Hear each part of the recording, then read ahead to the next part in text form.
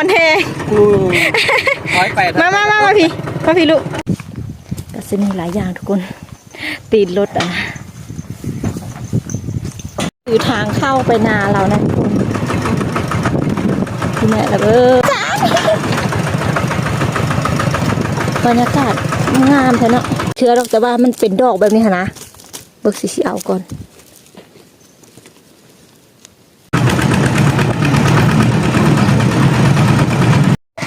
ทุกคนตอนนี้คือกำลังไปหน้าเนาะอยู่บ้านนากระดอกก็เขาสั่งกันไปนะบ่ลูกไปนั่งว่าก็สมาชิกเต็มเลยทุกคนเบิ่งในนี้ก็สิไปจะเบิดแล้วบนนี้ค่ะไปจะเบิดเลยบ่ไปเบิ่งหน้าเนาะลูกเนาะย่านแต่ดุยหันเลยเขาแซนสิไปบ่ลูกสบายดีทุกคนสบายดีตอนเช้าเนาะตอนนี้จะเป็นเวลาอยู่ประมาณ8 โมงเนาะทุกคนมื้อนี้สิกากำลังสิไปหน้าทุกคนกำลังเดินทางไปหน้ากะอยู่บ้านหน้ากระโดดนะทุกคนเนาะหน้ากระโดดเมืองไซบัวทองเขตขมวดนะทุกคนหน้ากะอยู่ไก่เท่าไรไก่ทำนั่งรถไปอีกเลยสิบ่ได้ไปโดดเลยได้มื้อนี้ก็สิไปเบิ่งเนาะบางที่จะปีนี่ก็สิเฮ็ดนาอยู่คุณเนาะทุกคนเนาะตอนนี้กำลังเดินทางไปคนขี่รถอีแตกไปได้มีน้องไปนำเนาะแล้วก็นี่คนเต้ไปนั่งแล้วก็เข้าสารทุกคนเข้าสารเพื่อนประจำการอยู่ทางหน้าเนาะตอนนี้ก็คือกำลังขี่รถไปถ้าฮอตพูดแล้วสิจะรีวิวนะทุกคนเนาะว่าเขาถือมันอย่างมาเนี่ยคือแบบหลายแห้งอยากเห็นธรรมศาสตร์เนาะเลี้ยวเบิ่งได้ง่อยค่ะลิบรรยากาศการเดินทางไปทุกคนสี่ก็ขี่รถอีแตนไปได้ทุกคนเลยข้าวสารก็มานำเพิ่นนังถาอยู่เครื่องข้าวกับสีเยอะแยะอยู่ทุกคนเลยสีซื้อน้ำโค้นเนาะน้ำแข็งไปกินแล้วก็มีน้ำดื่มแล้วก็เครื่องอุปกรณ์ในการเฮ็ดกินนะทุกคนเนาะเมื่อนี้ก็ว่าสีไปไถหน้านะ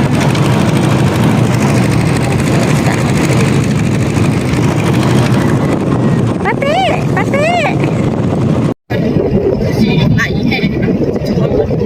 แบบท่วมหมดเลยแหละใครจะพากันออกมาแถวโรงอบไปเลยออกมาแถวหมู่บ้านไปเลยแล้วสามีท่วมเดี๋ยวนี้เริ่มแล้วเลยนะโคตรบ้านปักไว้แล้วทุกคนยังเสียเข้าไปข้างในอีกนะมันมีเส้นทางเข้าไปเนาะสีบริมาโดนเติมแล้วตัวในเส้นทางนี่ฮะ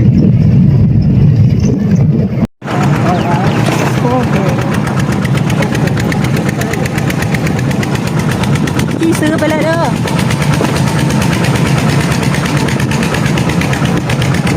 ซื้อเลยที่ซื้อไปเลยทุกคนอันนี้เส้นทางและทำนะทำนะที่ซื้อไปเลยถือว่ามีการพัฒนาไปหลายเนาะบริมาดู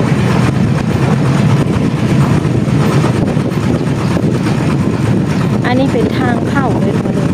ทางเข้าหมู่บ้านเนาะมาลุ้นกันว่ามันสิเป็นอะไรสิกันลุ้นไปพร้อมๆกันเพราะว่าเส้นทางนี้สิบ่ได้มาโดดแล้วเนาะมาตั้งแต่ตอนยังน้อยเลย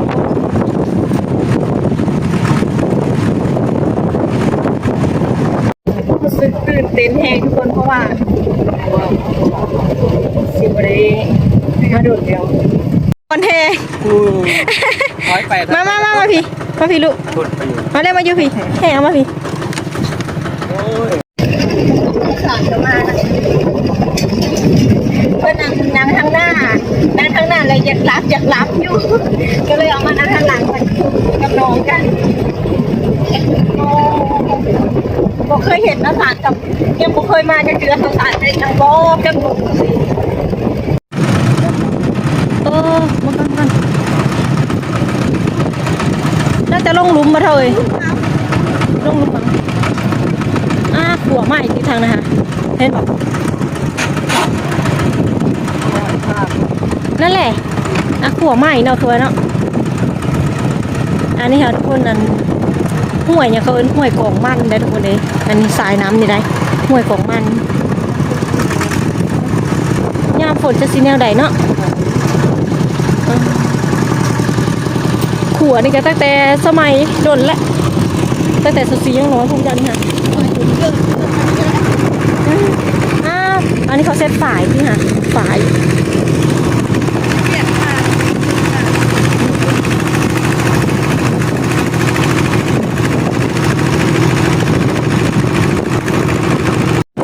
บ้านหน้ากับเมืองเซฟทงกฎหมาย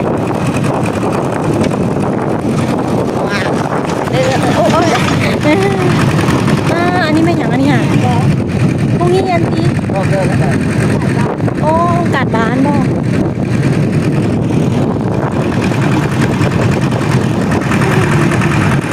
เข้ามาในหมู่บ้านแล้ว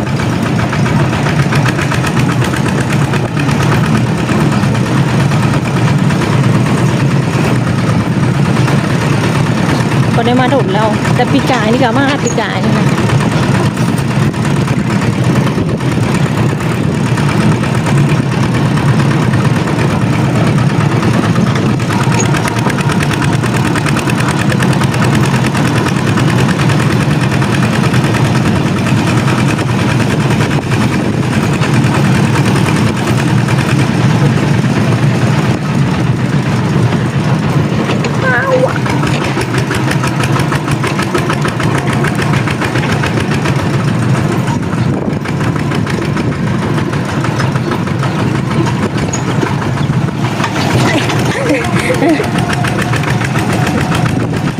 เขาเอาขวัญไปหาลาวอยู่นี่อะไรมีวงเทศนาอ่ะ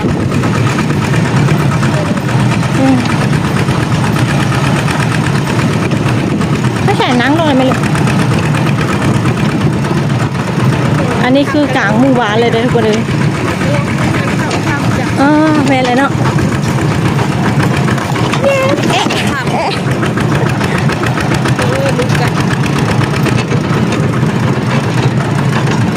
คือว่าเฮือนหลายขึ้นตอนปีกายนี่มากกว่ายังไปหลาย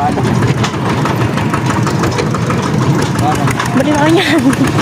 ไม่วางหยังบ้านนากระโดดมังยมดกอหลีนี่มังยมดกอหลีห้องเฮียนได้หาแฮะได้หายห้องเฮียน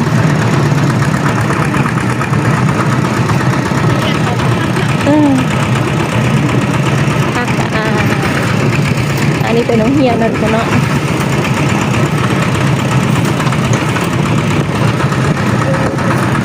ชื่อยี่บอก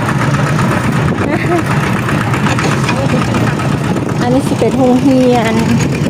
บ้านนากระโดดเดินเขาก็กว้างกว่า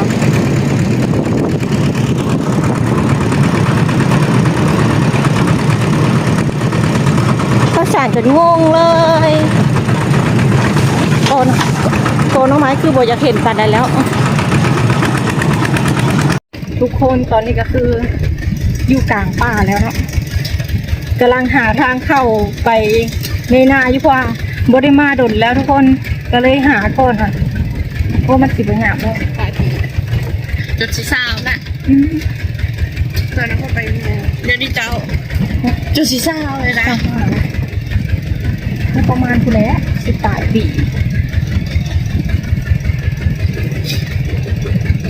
คือทางเข้าไปนาเรานะคุณแม่แล้วพามาคุณปีนี้ก็คือเฮ็ดเอาเฮ็ดไว้ก่อน หน้าขาวเขา ไปทางอีกถ้าแก่พี่โดยถ้าแก่พี่พระอันนั้นเข้าไปหน้าเขาเอดิวอนเมืองทรง ขอยังเห็น เขาสารไปทางบุรีวัฒน์นะจ๊ะบรรยากาศงามแท้เนาะเข้ามาหาน้องไม้กับวันนี้ยามฝนหางบ่ท่าอุ๊กน้องไม้ค่ะอยู่ตัวหน้าเถียงเลย แล้วก็จูดเนี่ยจูดกระลักกระโดด ตื่นไปเลย เที่ยงแต่ละปีต้องใหม่ทุกคน ถ้าเฮ็ดเถียงคักแล้วต้องได้มานอนเฝ้าค่ะนะ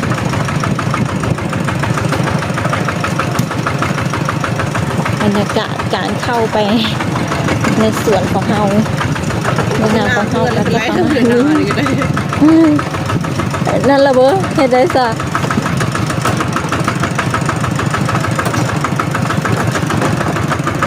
มันก็ต้องหมอบก่อน แต่เต้นเจ็บงานเจ็บขี้ลูก ไม่ไหวแล้ว แค่ฉานไปก่อน ประสานไปแล้ว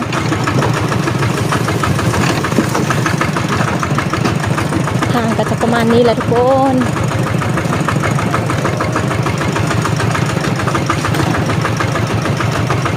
สีน้ำก่อนโอ้ย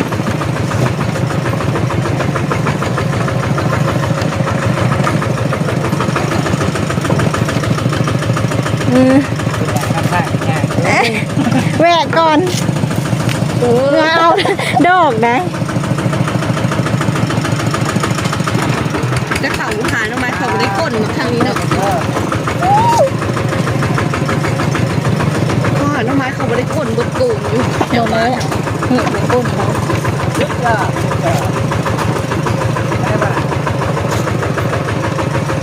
แต่ว่าได้เงียบมันเอ๊ะ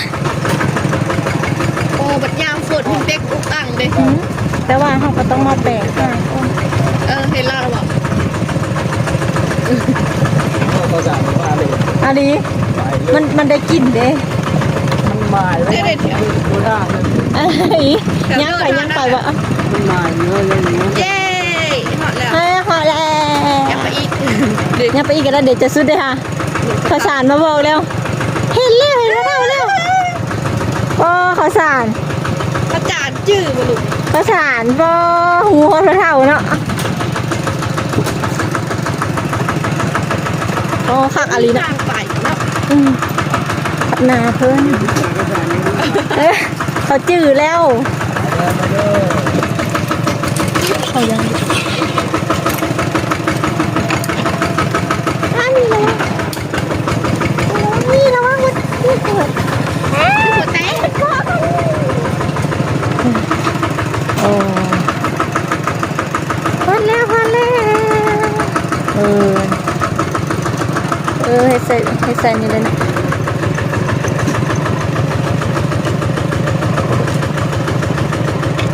แล้วทุกคน พอแล้วแตะ ทุกคนตอนนี้สีกะฮ้อนนาสสีแล้วเนาะนาสสีกะคืออยู่นี่แหละ แต่ว่าสีบ่ได้มาเฮ็ดดนเติบแล้วได้ทุกคนเลยดนแบบดนแห้งอีหลีหั้นนะ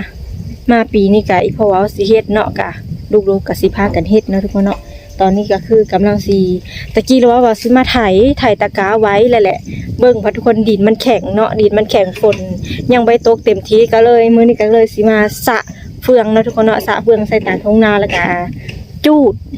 แล้วก็ตอนนี้สิกะกำลังสิเอาเครื่องมาหยังลงเนาะเพื่อเฮ็ดกินได้ซะไว้ตอนเที่ยงหั่นนะไปเดี๋ยวสิจะพาเลาะชมอีกเทื่อนึงเนาะทุกคนว่าแต่บรรยากาศหน้าซาซิกะมีแต่ต้นไม้ทุกคนเลยส่วนหลายก็สิเป็นกอไม้สังไพรเนาะทุกคนเนาะกอไม้สังไพรว่ากอไม้ไผ่บานหาเบิ่งหน่อไม้เดี๋ยวจะพาทุกคนไปหาหน่อไม้เนาะทุกคนเนาะในรอชมคลิปหน้าเนาะคลิปนี้สิจะพานี่ต้นเป็นดอกกระเจียวบ่นี่ฮะนี่เอ๊ะโอ้ยตายแล้วเธอสินี่ดอกกระเจียวที่นี่ค่ะแม่นบอกทุกคนสีอันเห็นอันเขาลงเฟซเนาะทุกคนเนาะสีกับบ่เคยมาหาจะเคือหรอกแต่ว่ามันเป็นดอกแบบนี้ค่ะนะเบิกสีเอาก่อน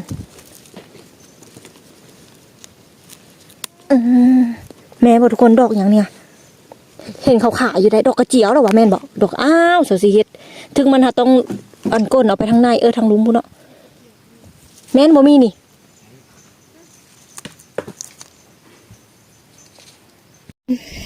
สีได้ดอกกระเจียวทุกคนแม้เลยว่าดอกกระเจียวเนี่ยมันจะคือกินขี้มิ่นเลยทุกคนแม่นบอกสุดีสีก็เคยไปตลาดเนาะไปตลาดแล้วเห็นดอกแบบเขาขายแบบนี้ฮะนะดอกเป็นฮะนะแต่สีก็ยังบ่ได้เคยกินได้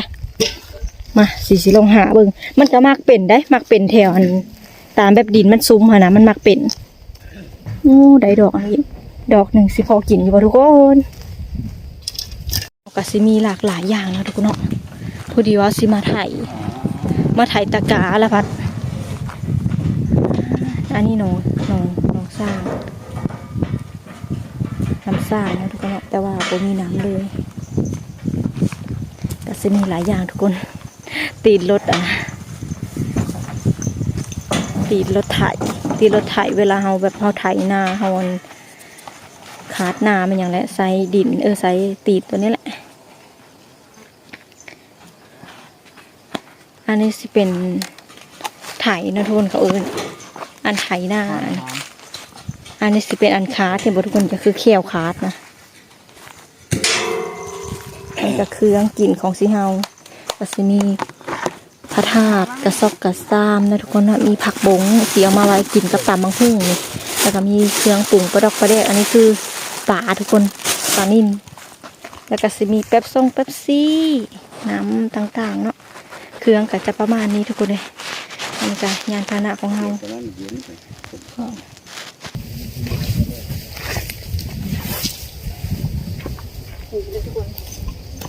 อันนี้คือเป็นเดินพักผ่อนของเราเนาะ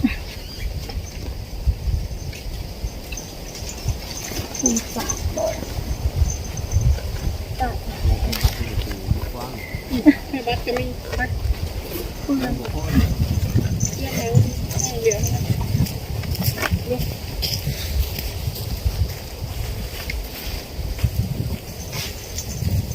กับพวกเอาซาดแยกกับนี่เรื่อง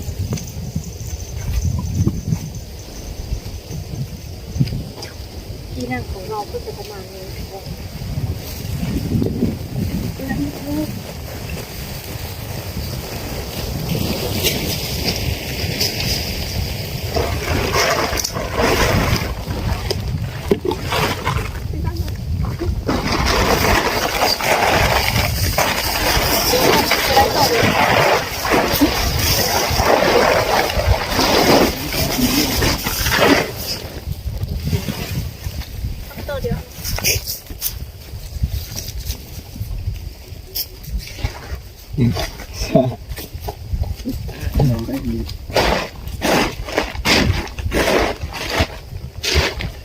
ทุกคน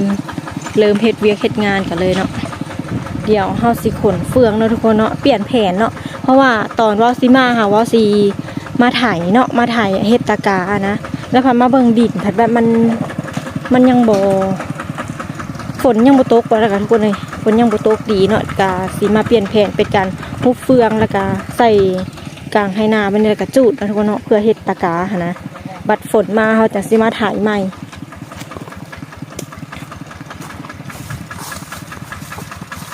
บรรยากาศนาสสีคลิปหน้าได้ทุกคนเลยสีจะพาทุกคนไปหาหน่อไม้นะทุกคนเนาะเนี่ยนะมันยังแข็งอยู่ก็เลยถ่ายบ่ได้เนาะก็เลยมาเปลี่ยนแผนเป็นการฮุบเฟืองใส่กลางไหนาแล้วกันตอนแรกเฮาก็สิจูดนะทุกคนไปทุกคนมาฮุบเฟืองกันเลย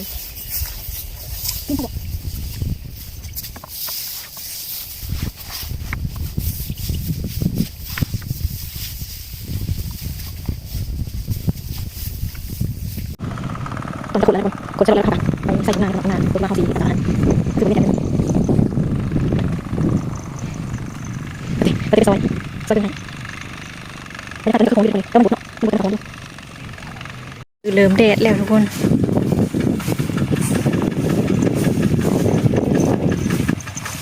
ใหญ่เฟืองอ๋อขอสายไปใส่มาลูกดีหน่อยตัวเต้ขอสายกับมาน้ำ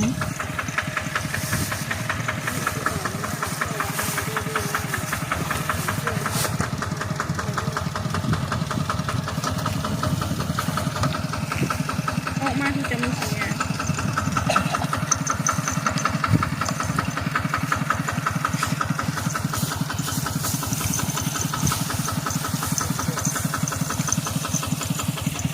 ก็เท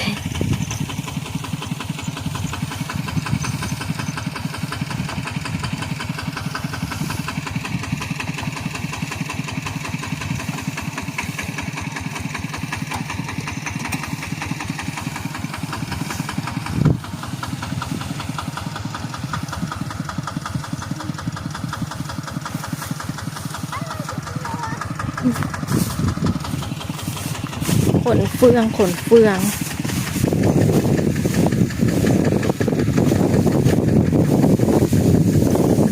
จะมีคือบอกผู้บ่าวมาซอยโมมีวะผู้บ่าวไทยเด้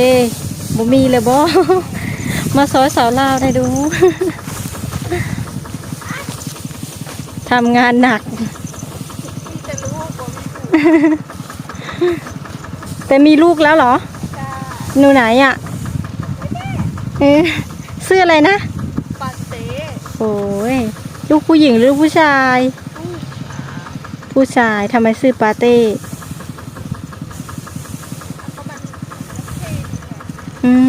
ไปแล้วหนูเท่ดีบ้านนอกแล้วบ้างไปแล้ว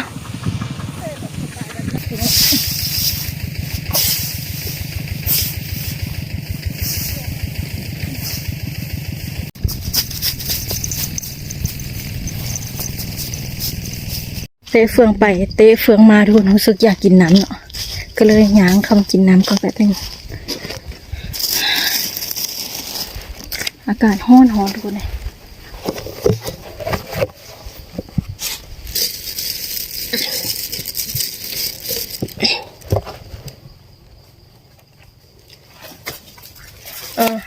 ข้าวสารก็มาอันนั้นนำ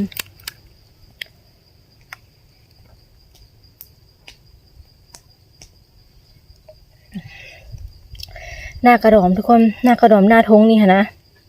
สีว่าได้ประเฮ็ดโดดแล้วเนาะทุกคนเนาะกาตั้งแต่อีแม่ยังอยู่พูดเลยกะมาเบิ้งปีกายในกระพาเดี๋ยวมาเบิ้งเนาะแต่ว่าบริเฮ็ดมาปีนี่แหละที่เพราะว่าเพิ่นจะเฮ็ดนะก็เลยมาเฮ็ดน้ำเพิ่นนะทุกคนเนาะเมื่อในกาได้มีการสระเฟืองเนาะทุกคนเนาะมาสระเฟืองแล้วก็ตอนแรกก็สิจูดแล้วก็พาเดี๋ยวมากินข้าวอยู่พี่เลยนะก็บริเฮ็ดหลายปีแล้วทุกคนในนาทงนี่ค่ะแต่ละปีก็สิเฮ็ดหน้าทงอยู่ในเฮือนหันแบบไกลๆค่ะนะแต่ว่ามาปีนี่แหละทบทวนเดียวว่าถ้าว่าเฮาเฮ็ดอยู่ทงไกลเฮาค่ะนะมันก็แบบได้เข้ากันหน่อยเดียวได้เข้าหน่อยเดียวแบบมันผสมกับแห้งที่เฮาเฮ็ดไปนะทุกคนก็เลยสิลองมาเฮ็ดอยู่นาในเบิ่งเนาะว่ามันจะได้หรือบ่ได้นะทุกคนเนาะก็เบิ่งกันไปนี่แหละว่า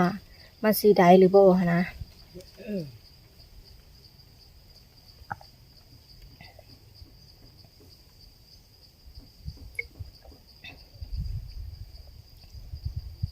บ่ได้มาเฮ็ดนาทงนี่ก็หลายปีแล้วทุกคนประมาณฮอดเอาไปจาก10 ปีประมาณนั่นแหละเพราะว่าตั้งแต่24ยังน้อยผู้แหละมาค่ะแล้วก็เดียวนี่ก็คือบ่ได้มาเลยแต่ละปีก็คือให้เขาเฮ็ดได้ให้เขาเฮ็ดแล้วก็มีแต่เอาข้าวน้ำเขาประมาณ10 เป๋า15 เป๋าไปเนี่ยนะแล้วก็ให้เพิ่นเฮ็ดเลยแบบเพิ่นอยากเฮ็ดได้ก็ย่าไปเนี่ยนะมาปีนี่แหละสิลองเฮ็ดเองเบิ่งว่ามันจะเป็นยังไง